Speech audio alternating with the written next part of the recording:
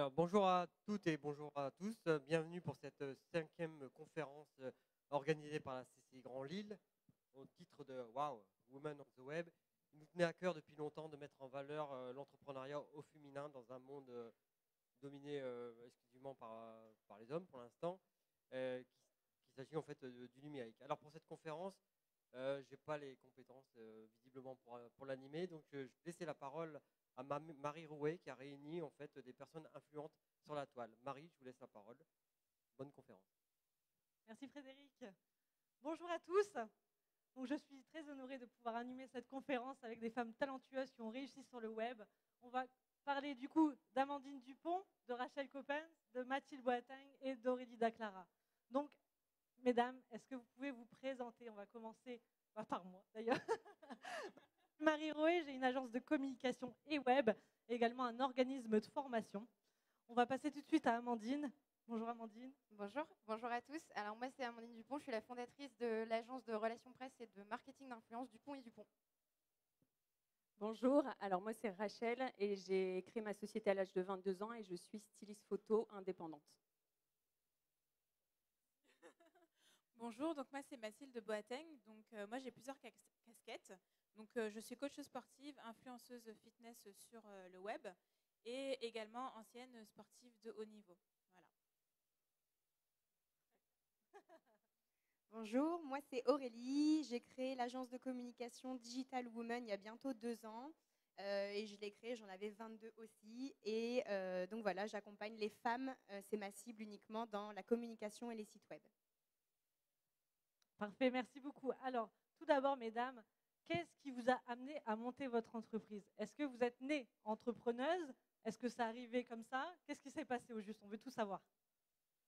Alors pour ma part, je n'étais pas destinée à la base à devenir chef d'entreprise. C'est une maître de stage qui à l'époque, une ancienne maître de stage qui à l'époque est venue me chercher pour me proposer de racheter son agence, une petite agence qui existait depuis 10 ans. Le projet ne s'est pas fait et finalement ça a laissé la petite graine d'entrepreneur dans ma tête, et ce qui m'a amené 6 mois après à créer l'agence Dupont et Dupont. Donc tu n'es pas du tout, tu n'étais pas entrepreneuse de base, ce n'était pas ton objectif. J'avais quand même l'envie d'avoir des responsabilités, mais on va dire que je ne m'étais jamais projetée à ce point-là. Alors moi ça s'est fait un peu naturellement également. En fait moi j'ai fait un BTS Visual Merchandising et donc du coup j'ai créé 2 stages de 6 mois avec une styliste photo indépendante et donc après avoir été diplômée, j'ai eu pas mal de missions avec le photographe avec qui on travaillait justement et donc pour financer mes études, je travaillais chez H&M. Donc j'avais un contrat CDI là-bas pour ma sécurité entre guillemets pour financer mes études. Et en fait, arrivé à un moment donné, j'ai eu pas mal de missions en tant que styliste photo et je ne pouvais pas gérer les deux. Du coup, pour tout simplement facturer mes prestations, j'ai dû créer mon compte auto-entrepreneur et pouvoir créer ma société comme ça naturellement. Voilà. Mathilde. Alors pour ma part, j'ai toujours vraiment voulu créer mon entreprise. Sauf que, comme je vous l'ai dit avant ça, moi j'étais sportive de haut niveau et je faisais mes études dans le marketing et la communication. Donc j'ai fini mes études, donc mon bac plus 5. J'ai fait également mes stages toujours dans le marketing sportif. Et à côté de ça, en fait, j'ai créé un blog, donc vraiment pour avoir une expérience professionnelle et pour partager ma passion du sport aux femmes, à destination des femmes. Donc, du coup, j'ai blogué, etc. Ça s'est très bien passé. J'ai eu pas mal de personnes qui m'ont suivi. Et par la suite, en fait, pour être coach sportive, il faut également avoir son diplôme de coach. C'est obligatoire. Donc, à la fin de mes études, j'ai passé mon diplôme de coach sportive. Sauf que je n'ai pas pu de suite créer. J'ai eu une opportunité de travail en tant que responsable marketing communication dans une start-up. Et donc, à la fin de mon CDD, je me suis dit que c'était vraiment le bon moment pour créer. Et donc, ça fait quelques mois que je suis à mon compte et que j'ai créé un concept autour du sport et de la beauté. Donc, du coup, mon entreprise, c'est Belle et Sportive.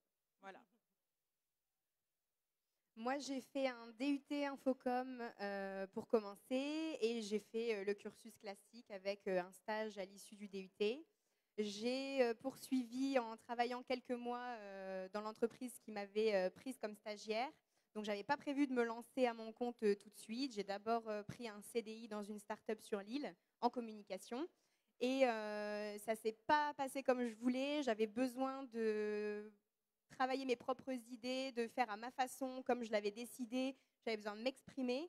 Donc, c'est pour ça que j'ai décidé de me lancer à mon compte. Donc, j'ai commencé en parallèle de mon CDI 35 heures avec mon entreprise à côté. Donc, au début, ce n'était pas facile, mais on est beaucoup à faire comme ça de toute façon. Et au final, j'ai démissionné et je me suis lancée uniquement à mon compte il y a bientôt 2 ans. Donc à 22 ans. À 22 ans, aujourd'hui, j'en ai 24. Alors, mesdames, quels ont été vos premiers questionnements en tant que femme et aussi en tant que créateur d'entreprise, en fait? Quelles ont été vos premières questions? Qu'est-ce qu'on peut se poser quand on lance son entreprise? À mon sens, pour moi, la première, ça a été avant tout financier. C'est la première chose qui arrive, puisque souvent, moi j'étais en CDI à l'époque, je gagnais pas trop mal ma vie, et se dire, bon allez, je quitte ça, en tout cas je saute le cap et je crée, mais je ne peux pas me verser de salaire tout de suite, je dois emprunter. Vous avez une sécurité financière? Oui, il y a une sécurité financière. Et aussi en prenant en compte du coup tout ce qu'il y a autour, c'est-à-dire si on a une location d'appartement, si on a toutes ces responsabilités, ne serait-ce même qu'une voiture à gérer, ça fait beaucoup de choses. Et la deuxième, et je pense que tout le monde se la pose, c'est est-ce que je vais y arriver? Est-ce que je vais finir par gagner de l'argent avec mon entreprise? Par vivre de mon entreprise, en fait. C'est cette question, même si on dit que ça peut prendre 3-4 ans parfois, c'est la première en tout cas qu'on se pose quand on crée. Rachel, quels étaient tes premiers questionnements? Alors mes craintes, c'était pareil, c'était un peu le fait d'être indépendante. En fait, tout simplement, on a peur c'est complètement aléatoire en fait, donc on a peur de ne pas avoir de contrat un mois sur deux. C'est complètement, c'est flippant clairement. Donc surtout là, j'ai un enfant de 4 ans. À l'époque, à mes 22 ans, j'avais déjà le projet d'acheter un loft. Donc du coup, c'est plein de questionnements qui font que est-ce qu'effectivement on va réussir dans ce domaine? Est-ce qu'on va avoir des contrats tous les mois? C'est vraiment les craintes qu'on a évidemment quand on est indépendante. Et encore plus quand on a une famille du coup. Tout à fait, oui. Voilà. Alors moi, par contre, je ne me suis pas vraiment posé beaucoup de questions. Je pense que c'est aussi mon caractère. Tu as été du genre à foncer et on y va quoi. Je pense que c'est mon caractère de sportif de haut niveau qui fait que voilà.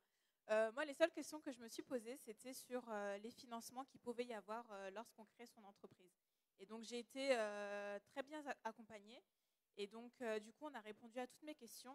Après, c'est vrai que le fait d'avoir été en CDD durant 2 ans m'a permis du coup d'avoir les aides du Pôle emploi, etc., pour pouvoir me lancer. Donc, c'est vrai qu'en termes de sécurité financière, me concernant, je pense que ce n'était pas vraiment la question à se poser, sachant qu'en plus, je suis célibataire, sans enfant. Donc, on va dire que je n'ai pas vraiment de contraintes ni d'attache. Voilà. Aurélie, toi qui es mariée, qui a une maison. C'est vrai.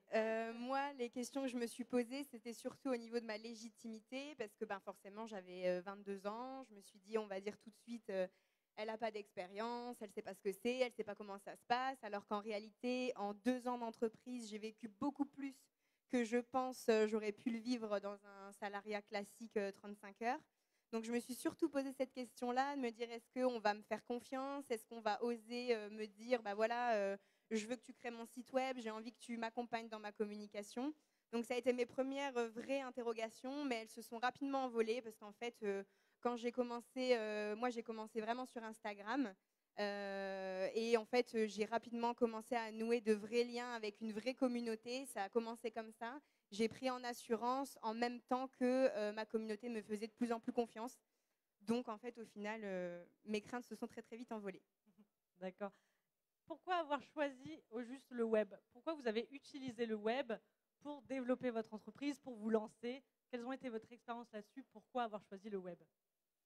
Alors tout simplement, mon métier de base, donc, qui est les relations presse, existe depuis des années. C'est aussi sous le nom des relations publiques. Donc il y a un penchant effectivement où on est beaucoup présent physiquement, que ce soit en soirée, sur des conférences, conférences de presse, rendez-vous, déjeuner. Et il y avait une partie du métier qui était en transformation. donc cette transformation digitale. Et l'intérêt pour moi, en tout cas, de m'être rapproché du web et du marketing d'influence, en tout cas des RP 2.0, c'est de pouvoir déployer une vision du métier qui est autre, finalement. Donc, tu as pris le web comme une force, en fait. Tu as Une utilisé force, le web pour un peu actualiser ton métier. actualiser le métier et lui donner une seconde vie, en tout cas sur la génération qui arrive, puisqu'il y en a d'autres qui le font depuis des années, mais c'est une nouvelle approche, effectivement, plus digitale du métier. Alors moi, pour le coup, j'étais vraiment pas destinée à faire du web. Donc j'ai créé ma société. Et puis en fait, le métier de styliste photo, c'est un peu le métier de l'ombre. C'est-à-dire qu'on met en avant des produits, que ce soit en mode ou en décoration. Mais à aucun moment, je me mettais en avant. Et au final, il y a 4 ans, donc j'ai créé un compte Instagram pour justement partager un maximum de choses et mon savoir-faire. Qui a aujourd'hui combien de followers? 163 000 followers. C'est pas mal. Donc ça plaît énormément. C'est vrai que j'aime partager mon savoir-faire. Je fais beaucoup de do-it-yourself. Donc voilà pourquoi je me suis mis dans le web, mais ça s'est fait vraiment naturellement. C'est pareil, je ne cherchais pas du tout à me faire une communauté, mais juste à partager mon savoir-faire et aujourd'hui ça fonctionne. Et ça a pris parce que tu étais naturel, tu étais toi-même aussi. Voilà, tout Tu n'as à pas fait. cherché à être Non, quelqu'un mais pas du d'autre. tout. Tu as pris ça pour développer vraiment C'est ça, ton business. tout à fait. Alors du coup, moi, j'ai voulu faire mon métier de coach sportive également sur le web, parce que de base, j'ai des études, j'ai un diplôme dans le marketing et la communication, et j'ai toujours travaillé sur le web. Donc j'ai vraiment voulu allier les deux, donc le côté vraie vie, donc coach dans la vraie vie, et coach également sur Internet. Et après, c'est vrai que du coup, tout ce qui est YouTube, Instagram, Facebook, etc., ça s'est vachement développé. Et aujourd'hui, on a beaucoup de coachs sportifs, d'influenceurs fitness, etc., qui sont sur le web et qui lancent leur activité là-dessus. Donc, pour moi, c'était une belle opportunité d'allier les deux. Voilà, tout simplement. Moi, j'ai toujours eu un ordinateur dans les mains et un portable aussi. C'est peut-être ma génération, mais voilà, c'était presque une évidence de travailler avec ces outils-là. Et j'avais aussi l'envie de ne pas me bloquer à la région, de ne pas fermer les frontières. Aujourd'hui, j'ai des clientes qui sont en Suisse, j'en ai dans le sud de la France, j'en ai à l'étranger. Et ça permet vraiment d'exploiter le plein potentiel de ce que je peux leur apporter, alors qu'on ne se serait jamais croisés dans la vie réelle, entre guillemets, si on interagissait ensemble comme ça. Donc j'avais vraiment cette envie de pouvoir travailler avec n'importe qui, de n'importe où, qui n'est vraiment pas de frontières géographiques. Donc c'est vraiment à partir de là que je me suis orientée vers le web. Et puis tu as mis toute ta société sur le digital, puisqu'elle s'appelle quand même Digital Woman. C'est ça, moi je travaille uniquement sur le digital avec les femmes. Alors ça fait un bon pont, on va dire. Est-ce que le fait d'être une femme, ça vous a aidé? Est-ce que le fait d'être une femme, ça vous a apporté des plus dans votre business? Ça vous a peut-être ouvert des portes? Ou qu'est-ce que votre côté féminin vous a permis de faire dans votre business? Alors, je dirais que l'aspect web et justement échange et communauté que permet le web nous amène en fait à des échanges un petit peu plus faciles, des échanges un peu plus doux parfois sur la toile en fait finalement, vu que ça fédère quand même énormément autour de communautés, je dirais que c'est ce penchant-là, en tout cas ce côté-là qui m'a aidée. Alors moi, j'ai eu l'envie de partager et le fait d'être une femme, ça m'a aidée dans le sens où moi, quand je fais des do-it-yourself, j'utilise une scie sauteuse, une visseuse et c'est pas le domaine d'une femme entre guillemets.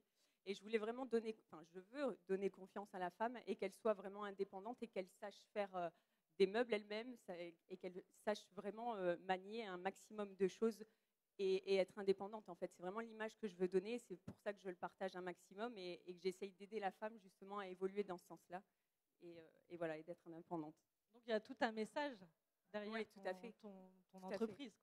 C'est pas juste de la décoration, juste du stylisme. Il y a oui, il y a tout un environnement qui fait qu'aujourd'hui, c'est une réelle passion. Et c'est vrai que j'ai fait une école et j'ai appris à manier tous ces appareils-là, mais j'aide beaucoup de femmes. J'ai énormément avec ma communauté, justement, je gère, c'est une interaction qu'on a entre nous et du coup, je réponds à énormément de questions. Et puis, mes do-it-yourself, effectivement, aident la femme à pouvoir faire ce genre de choses toute seule.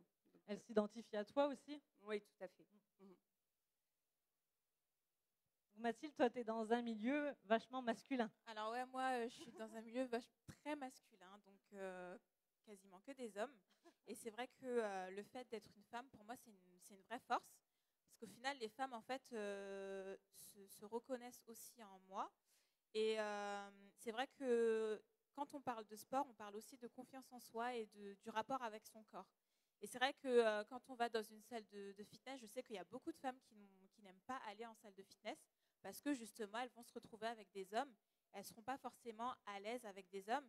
Et c'est vrai que du coup, le fait qu'elles se retrouvent avec une femme, déjà ici, dans la région, je pense qu'il n'y a pas beaucoup de coachs femmes. Enfin, j'en connais pas beaucoup.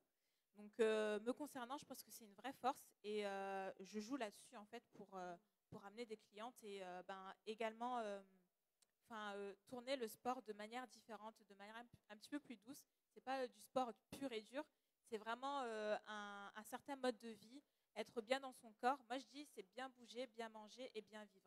Donc, c'est mes slogans. Voilà. Moi, j'ai créé toute ma communauté autour de la féminité, puisque comme je l'ai dit tout à l'heure, Digital Woman, c'est vraiment axé que sur les femmes. Et ça m'a permis d'échanger, de rencontrer, de nouer des liens, de rencontrer des femmes super. Et au final, c'est la même chose. J'ai vraiment basé toute mon approche pour les femmes. J'aurais pu élargir. C'est vraiment une décision personnelle parce que j'avais vraiment envie d'accompagner et d'échanger avec toutes les femmes qui n'avaient pas forcément le cran parfois de se lancer. J'ai une double facette dans mon business, c'est que je publie des textes Instagram inspirants. Donc tous les jours, j'essaye de publier un contenu inspirant, donc un texte qui parle de quelque chose que j'ai vécu, d'une situation, d'une discussion que j'ai eue avec quelqu'un. Et très souvent, en fait, ça fait écho avec toutes les personnes qui me lisent. Et donc, ça leur permet parfois d'oser faire quelque chose qu'elles n'ont pas fait ou d'oser participer à quelque chose et finalement de se dire, moi aussi, j'en suis capable. Mesdames, est-ce que vous avez des modèles féminins, des femmes que vous avez peut-être admirées, peut-être vues, et du coup, ça vous a inspiré? Est-ce qu'il y a des femmes qui vous ont inspiré au démarrage et encore aujourd'hui? Alors moi, c'est les influenceuses et les blogueuses qui m'ont inspirée avant tout, et c'est pour ça que j'ai lancé mon agence aussi. Et après, j'avais un modèle féminin. Alors elle est chef d'entreprise et elle a un site e-commerce. Et elle est aussi du coup influenceuse. C'est le site monpetitbikini.com.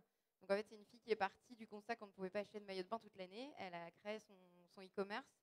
Et en fait, ça fait 6 ans qu'elle a créé cette boîte. Et c'était très intéressant de la voir évoluer. Et aujourd'hui, avoir ce côté, en effet, je suis chef d'entreprise dans la vie, mais je peux aussi vous raconter autre chose sur le web. Je dirais que c'est ces modèles-là. Donc ça t'a inspiré, ça t'a donné confiance pour avancer? Confiance, et puis on s'identifie aussi beaucoup aux personnes qu'on voit, et puis on peut chercher entre guillemets ce qu'on veut, on peut se poser n'importe quelle question. Je pense que sur le web, on va pouvoir trouver, en tout cas, même si c'est un indice, on va pouvoir trouver une réponse en tout cas à notre questionnement. Et il me semble que tu es aussi accompagnée par un groupement de femmes entrepreneurs. Tout à fait, les femmes chefs d'entreprise. Alors moi, j'ai pas réellement de modèle. C'est vrai qu'aujourd'hui, le côté Instagram et influenceuse, c'est des modèles pour tout le monde, donc il n'y a pas une personne en particulier. C'est vrai qu'en mode, il y a pas mal de filles sur la toile, comme Sincerely Jules et tout ça, des personnes étrangères. Après, en termes de déco, parce que moi, je suis vraiment spécialisée dans la déco, Pinterest, c'est juste ma façon à moi de m'exprimer et aussi tout simplement d'avoir des idées. C'est vraiment Pinterest pour moi. Voilà, je trouve pas le mot. Qui m'a inspirée, voilà. Mais une personne, non, je sais pas. Et même dans ton domaine, quand tu as commencé, il n'y avait pas non plus énormément d'influenceuses. Si, Amandine, c'est ma. Je viens d'avoir soufflé. Hein. Non, mais c'est vrai qu'en décoration, en plus en France, en termes d'influenceuses, il n'y en a pas tant que ça. Du coup, non, j'essaie de créer ma propre petite image. Et puis après, je pense que chacune d'entre nous s'inspire d'énormément de monde. Et puis, on n'a pas un modèle en particulier. Enfin, moi, pour ma part, c'est comme ça. Totalement. Alors, moi, j'ai un premier modèle, c'est Mathilde Lacombe, qui avait un blog et du coup, qui a créé Birchbox. Je pense qu'il y en a pas mal ici qui doivent connaître. Et c'est vrai que son parcours m'impressionne énormément. Après, pour d'autres rôles modèles, moi je dirais que je m'intéresse plus au parcours de femmes entrepreneurs noires, parce qu'aujourd'hui, il n'y en a pas beaucoup. Il y a Absat aussi qu'on voit sur les médias, etc. Mais c'est vrai que moi, si je devais avoir un rôle modèle, ouais, ce serait Absat aussi. Et après, toutes les autres influenceuses noires qui sont sur le net, donc comme Black Beauty Bag. Et puis voilà, pour ne citer que les deux plus connus. Moi, je n'ai pas de modèle particulier par rapport au parcours que j'ai, mais par contre, je suis en plein dans la période pareil des influenceuses qui s'accomplissent sur les réseaux sociaux, qui exploitent le plein potentiel des réseaux sociaux. Après, si je devais citer une personne qui m'inspire, en tout cas au niveau du développement personnel, par exemple, et du mental, de la motivation, etc., ce serait Oprah Winfrey avec les phrases qu'on connaît toutes et qui nous inspirent toutes. En tout cas, dans l'entrepreneuriat, c'est un modèle qui ressort assez souvent. Donc aujourd'hui, vous êtes des business girls assumées, vous faites de grandes choses sur le web. Comment vous arrivez à concilier votre vie privée et votre vie d'entrepreneuse? Est-ce que c'est facile? Est-ce que ça l'est pas? Moi, j'ai pas de vie privée, donc comme ça. Donc là, il y a plusieurs scénarios. Oui, il y a plusieurs scénarios. Alors pour mon cas, je ne l'ai pas précisé tout à l'heure, mais en effet, je n'ai pas de compagnon. Là, je suis célibataire, je n'ai pas d'enfant. Et par contre, c'est un peu le piège aussi, c'est que justement, d'avoir tout ce temps, entre guillemets, qu'on n'accorde pas, on accorde quand même à la famille et les amis, je vous rassure. Mais en tout cas, toutes les fenêtres de tir qu'on a ailleurs, on va les utiliser pour travailler. Et ça peut être aussi... parfois, je suis obligée de couper mon téléphone, de le mettre en mode avion, pour être certaine de ne pas le regarder et de ne pas repartir dans un cycle d'idées ou regarder les profils, parce que c'est important. Dire que c'est facile, ce serait trop facile. Non, c'est pas facile. Après, je pense qu'on se modère aussi avec le temps, parce que moi, la boîte est dans sa 3e année. J'ai aussi d'autres responsabilités d'entrepreneur à côté. Et je pense qu'avec le temps, on se calme un petit peu, justement, par rapport à tous ces aspects qui ne font qu'évoluer, parce que être entrepreneur, c'est comme le sport de haut niveau. On ne doit jamais lâcher, on doit rester en constante évolution, mais ça arrive des fois d'être fatigué, et c'est ces moments-là, justement, qu'il faut savoir gérer. Donc toi, tu as décidé de tout miser niveau pro, quoi. Alors, oui. C'était pas prévu, mais voilà, maintenant, oui, tout est là-dessus. Alors après, ça ouvre d'autres portes. C'est très riche en rencontres professionnelles, en échanges, comme aujourd'hui ici en conférence. Mais c'est sûr que le rythme de vie n'est pas le même rythme que quelqu'un qui serait, par exemple, en entreprise avec un patron. En fait, c'est différent. Rachel, toi, tu as un enfant? Oui, alors pour moi, c'est un peu plus compliqué, c'est très fatigant, mais en même temps, avoir un enfant, c'est une joie de vivre, donc c'est aussi un peu ma bouffée d'oxygène. Mais après, c'est vrai qu'en une journée, on n'a pas le temps de tout faire, c'est-à-dire que moi, j'ai limite 3 métiers différents, c'est-à-dire que j'ai ma journée de styliste photo. Après, quand je rentre à la maison, c'est comme tout le monde, le bain, le coucher et tout ça. Et après, on entame une autre journée, c'est-à-dire que pour mon côté influenceuse blogueuse, je réponds à mes mails, je réponds à toute ma communauté. Donc, effectivement, mes journées se rythment de 6h30 du matin à 1h du matin. Donc, c'est très, très compliqué, c'est fatigant. Mais après, c'est ma passion aussi, c'est ce que je dis à tout le monde. C'est pas du tout contraignant dans le sens où tout ce que je fais, je le fais avec passion. C'est-à-dire que je me lève avec le sourire et je me lève avec des choses qui me passionnent. Donc, tout simplement, c'est mes choix et du coup, voilà, c'est ma vie et je l'aime comme elle est. Donc c'est aussi important d'avoir du coup, ça te permet en fait d'avoir un côté perso épanoui. Oui, tout à fait. Je suis complètement épanouie et c'est vrai que ça le ressent. Enfin, mon fils le ressent également parce que c'est vrai que je lui accorde aussi du temps. Le fait d'être indépendante, ça permet aussi de gérer mon emploi du temps comme je le veux. Donc le mercredi, j'essaye vraiment d'être avec lui et non, c'est sûr que je suis une femme épanouie aujourd'hui et je suis contente d'avoir la vie que j'ai et voilà. Alors, moi, ayant créé mon entreprise depuis pas très longtemps, c'est vrai que ces derniers temps, j'étais plus sur mon entreprise, du coup, générer du chiffre d'affaires. Donc, c'est des journées très, très longues. Donc, quand on est entrepreneur, il ne faut pas compter ses heures. Ça, c'est clair et net. Avant, c'était 9h, 17h, 18h. Et puis aujourd'hui, c'est 9h jusqu'à 21h, 21h. Voilà. Donc, avec les cours collectifs derrière. Donc, ouais, j'ai des journées assez longues. Mais je pense qu'il faut aussi prendre du temps pour soi, c'est super important. Comme tu le disais, Amandine, l'entrepreneuriat, c'est comme être sportif de haut niveau. Et dans le sport, il y a aussi le repos. Le repos fait partie de l'entraînement.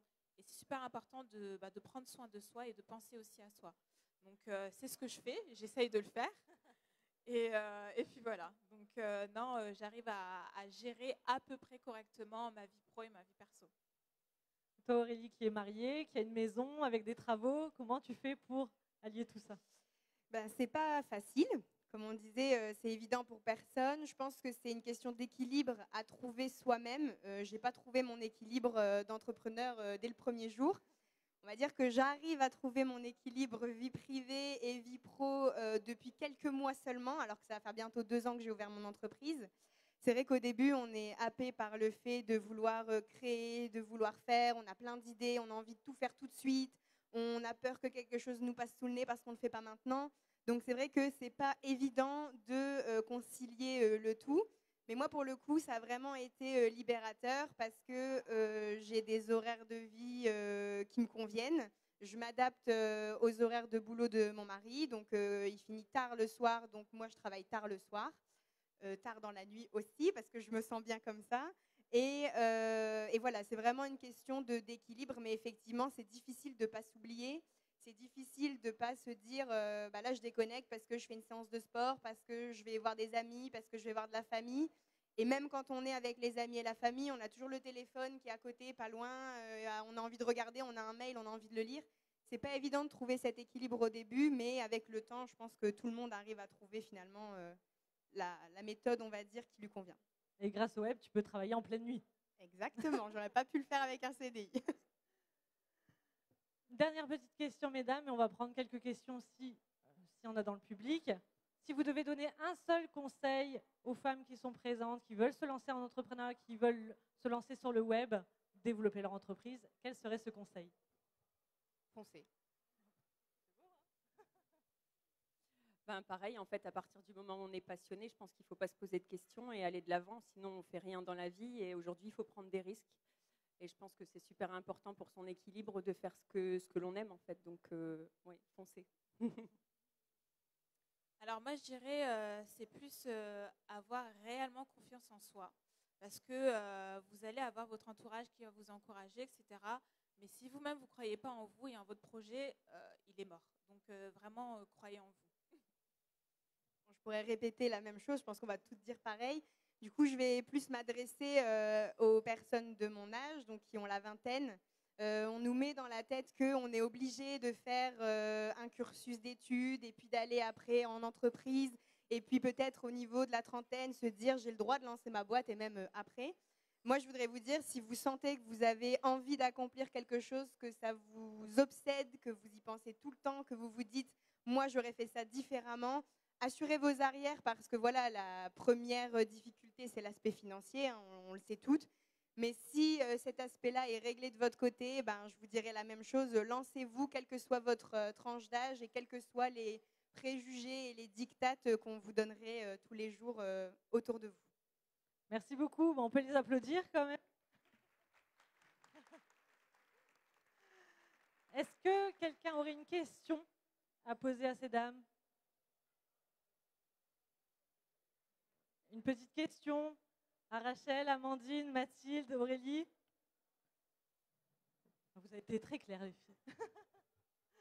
Bon, merci beaucoup pour cette conférence. Merci Marie. Et bonne journée à tous. Bonne journée à tous, merci. Au revoir.